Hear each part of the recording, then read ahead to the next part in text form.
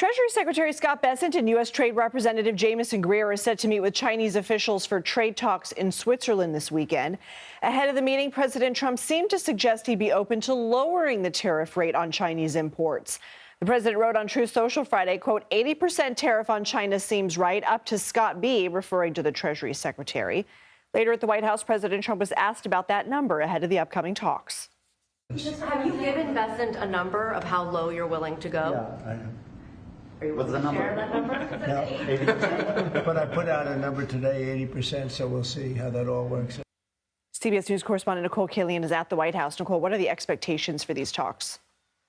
Well, I think the White House is taking a wait-and-see approach here to see how things go this weekend as the Treasury Secretary and the U.S. Trade Representative meet with their Chinese counterparts. I mean, you heard the president there say that he did give the secretary a number, although he wouldn't disclose that number. And as you mentioned, on his Truth Social post, he tossed out this idea of lowering the tariffs from 145% down to 80%. Well, the press secretary said earlier today that that really was just a number that the president was throwing out there. But again, they're going to kind of see how things go with these negotiations over the weekend. President Trump also suggested he's open to taxing wealthier Americans. What's his stance on that? Yeah, well, look, I mean, this is something I asked the press secretary about as well, and the president also responded to some questions about it just a short time ago. Look, you know, he talked a short time ago in the Oval Office about redistribution, if you will, that he's not completely opposed to the idea of potentially raising the tax rate on top earners, you know, a tiny tax on the rich, as he put it on his Truth Social post earlier today, although he kind of said that Republicans shouldn't do it, although he might be okay with them doing it. But look, in terms of Capitol Hill, many Republican leaders have already started to throw cold water on that idea, most notably Leader John Thune, the Senate Majority Leader, who in an interview today said, you know, that Republicans are all about lowering taxes. They don't want to raise taxes on anyone.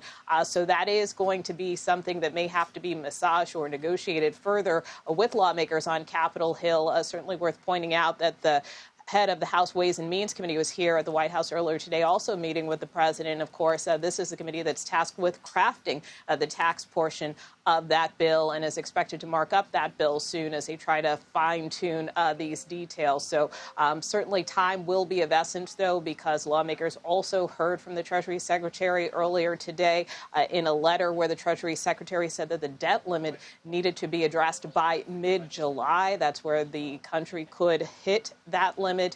So again, that is a critical deadline now facing lawmakers as they also try to incorporate some debt limit language into this big, beautiful bill that the president wants.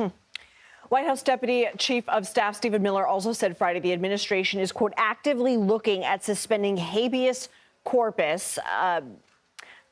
Some of our viewers may be familiar with that legal term, but please remind us what that is. How could this work? Is that even possible? Yeah, well, this basically allows people who are detained to challenge their detentions in court. It has been something that has been long-standing, but Stephen Miller was asked earlier today here at the White House whether or not that was something that the president or the White House, more specifically, was looking at potentially eliminating. Now, Stephen Miller said he believes the Constitution is clear on this issue, and of course, this comes at a time, certainly as the president and the administration try to ratchet up their mass deportation efforts. But at the same time, obviously, some of these are getting bogged down in the courts. And so that's kind of what sparked the questioning to Miller earlier today. But as you know, ability of somebody to challenge their rights in courts is a pretty essential part of the rule of law, even predating this country. So certainly raising a lot of eyebrows with that comment earlier today. Nikole Killion, thanks so much. CBS News Money Watch correspondent Kelly O'Grady joins us now. So let's go ahead and talk about this floated idea of bringing the 145% tariff rate on Chinese imports to 80%. Would that still be a non-starter for small businesses? And how did markets respond? It would definitely still be a non-starter for small businesses, because let's just do the quick math. If I am importing $1,000 worth of goods, an 80% tariff means I need to pay $800 on top of that. And so for small businesses, they don't have a lot of room in their budgets. Yeah, and scale that to what they're buying in bulk to ship over. Right.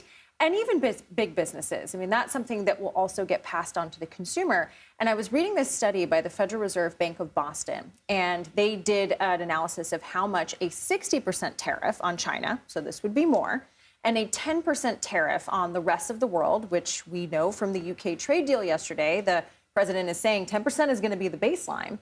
So those two together would raise inflation by 2 percentage points. So right now it stands at 2.4%. We're talking about something above 4%.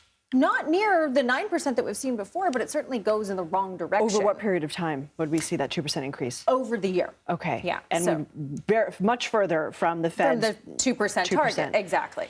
Tesla stock surged on Friday. This is the third consecutive week of gains. What's driving the spike? So Tesla's an interesting one because it doesn't always track the fundamentals of the company.